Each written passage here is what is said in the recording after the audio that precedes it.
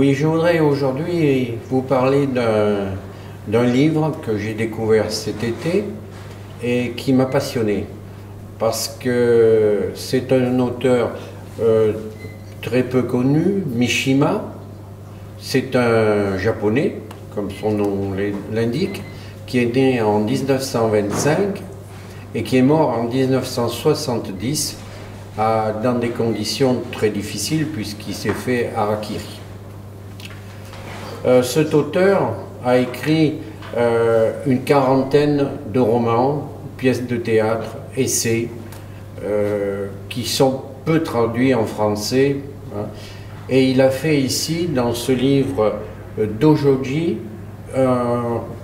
disons qu'il nous a présenté quatre histoires, quatre nouvelles qui m'ont beaucoup touché. En particulier une dont je vous parlerai plus longuement, c'est le patriotisme. Alors dans ce livre Michochi, première nouvelle, c'est disons l'histoire d'une danseuse, une très belle danseuse, qui veut se suicider parce que son amant est mort et elle veut déformer le visage avec de l'acide. C'est quand même très dur comme livre, mais très subtil, très doux. C'est extraordinaire cette écriture parce qu'elle donne et elle m'a donné beaucoup d'émotions en lisant ce livre. Donc finalement, elle se met du rouge à lèvres et en pensant à son amoureux et pour rester en communion avec lui. Donc ça, c'est la première nouvelle dans ce livre. Il y en a une autre qui est très amusante, que je ne vous donnerai pas là, mais c'est l'histoire d'une perle. Il y a 4 personnes qui prennent le thé, il y en a une qui fait un gâteau, et puis elle se rend compte qu'elle a perdu une perle. Qu'est devenue la perle? Les 4 personnes vont se poser la question, ah, je l'ai peut-être avalée, ah, elle est tombée dans mon sac, elle est peut-être par terre, il faut balayer. Toutes des histoires comme ça. Et ça nous donne, entre ces 4 personnes, des oppositions. Une, elle dit, oh, ouais, la perle, on n'en a rien à faire, hein, c'est pas un problème. L'autre, elle dit, oh là là, j'ai dû l'avaler, il n'y a pas de problème, il faut que je la retrouve dans mes déjections. Ainsi de suite. Donc ça, c'est la perle. Il y en a une autre, c'est 4 geishas. Donc au Japon, ben, vous savez ce que c'est des danseuses professionnelles, pas des prostituées, mais des danseuses professionnelles qui vont lors d'un repas ou tout ça. Elles ont 7 ponts à traverser. Et à chaque pont, elles se posent des questions. Est-ce que je suis bien? Est-ce que je ne suis pas bien? Est-ce que je pense à ça? Tout ça. Et derrière, il y a une servante, ou oui, qui les suit, et qui elle aussi se pose des questions, mais sans dire quelles questions elle se pose. Et ça se termine sur cette question, justement, en disant, mais à quoi vous pensiez pendant ces 7 ponts? Je ne vous le dirai jamais. Et puis vous avez patriotisme. Alors patriotisme, c'est l'histoire d'un lieutenant qui, avec ses amis militaires qui sont comme lui, qui ont fait la même école, se sont révoltés contre disons, l'empereur. Lui, il rentre chez lui, il dit, il n'y a pas de problème, l'empereur va me dire d'aller les fusiller. Et ça, en tant qu'amitié, je ne peux pas le faire. Donc il rentre chez lui, il voit son épouse, sa jeune épouse, parce que ça ne fait pas très longtemps qu'ils se sont mariés. Et là, il dit à son épouse, écoute, il faut que je me fasse harakiri. Mais pour se faire harakiri, on a l'obligation d'avoir un témoin. Où trouver un témoin? Qui va être témoin? Et son épouse, sa jeune mariée, dit, ça sera moi. Donc on a là une nouvelle qui m'a vraiment beaucoup touchée parce qu'elle est pleine de douceur, pleine d'affection. Alors comment ça va se passer? Eh bien d'abord ils se mettent dans des costumes, j'allais dire de luxe, lui une tenue de luxe de lieutenant, elle dans sa plus belle robe, et ils vont dans leur chambre à coucher, bon, disons sur des nattes comme on le fait au Japon. Et là, ils se regardent, le lieutenant a bien sûr son sabre à son côté. Ils se disent quand même, on va se déshabiller pour vraiment se contempler avant ce moment extraordinaire de cette mort. Parce qu'en fait, c'est quelque chose d'extraordinaire. Et donc les deux vont se décrire, ou se regarder plutôt, avec des yeux d'amoureux bien sûr, mais de poète.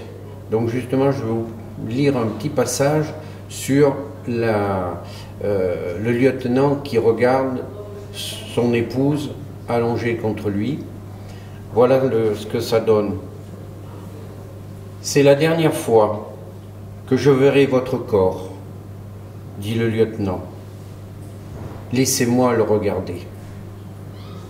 Et il inclina l'abat-jour pour que la lampe éclairât tout au long le corps étendu de Reiko. Reiko reposait les yeux clos. La lumière basse de la lampe révélait la courbe majestueuse de sa blanche chair. Le lieutenant, non sans quelque égoïsme, se réjouit de ce qu'il ne verrait jamais plus. Tant de beauté défaite par la mort. À loisir, il laissa l'inoubliable spectacle se graver dans son esprit. D'une main, il lissait les cheveux, de l'autre, caressait tendrement l'admirable visage, posant des baisers partout où son regard s'attardait.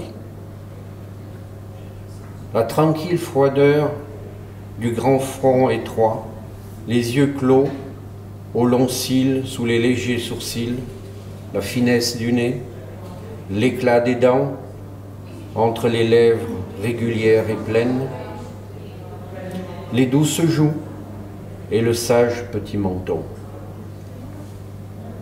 Tout cela évoquait dans l'esprit du lieutenant la vision d'un visage de morte vraiment rayonnant, et sans fin il appuyait les lèvres au creux de la gorge blanche, où bientôt la main de Reiko frapperait.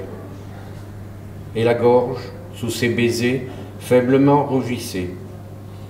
Puis il revenait à la bouche, et la douce caresse de ses lèvres, de droite à gauche, de gauche à droite, était comme le roulis d'une barque. Fermait-il les yeux? Le monde entier les berçait. Partout où passait le regard du lieutenant, ses lèvres fidèlement suivaient, les seins gonflés se dressaient lorsque le lieutenant en saisissait entre ses lèvres les pointes, roses comme des boutons de fleurs de merisier. Et cette description va continuer, et Reiko va elle-même décrire le corps de son homme qui est à côté d'elle. Bon, ils feront, disons, ils auront un rapport sexuel, disons, vraiment doux, donc qui est décrit, caressant, donc ce passage est assez extraordinaire au point de vue beauté de description. Et puis on arrive où Reiko dit, pas Reiko, disons, le lieutenant dit, c'est le moment ou jamais de me faire harakiri. Donc il prend son sabre, se transperce le ventre, il se loupe un peu, hein, donc dans le roman c'est ça qui est c'est dur à lire et assez extraordinaire parce que ça saigne, il a mal enfoncé le sabre, il faut qu'il s'y prenne 3 ou 4 fois, donc il y a tout ça qu'il a. Et Reiko nous dit « Au moment où elle vit le lieutenant s'enfoncer le sabre dans le côté gauche et la pâleur de la mort descendre sur son visage comme un rideau descend sur une scène. Reiko dut se contraindre pour ne pas se précipiter vers lui. Quoi qu'il lui arrivait, il lui fallait veiller, il lui fallait être témoin. » Et le roman continue ainsi, donc le lieutenant meurt, et quand il meurt, Reiko dit « Qu'est-ce que je vais faire ?» Et elle sort un poignard et elle se coupe la gorge. Donc la mort est plus rapide, et on a disons, ce texte assez extraordinaire, voilà. Et je crois que je vous ai dit au début, cet auteur de Mishima, donc, hein, il a écrit une quarantaine de livres, hein, entre 1925 et 1970, le premier à 24 ans, et qui raconte sa propre autobiographique. Voilà, pour ce roman qui m'a beaucoup passionné et qui a beaucoup touché ma sensibilité.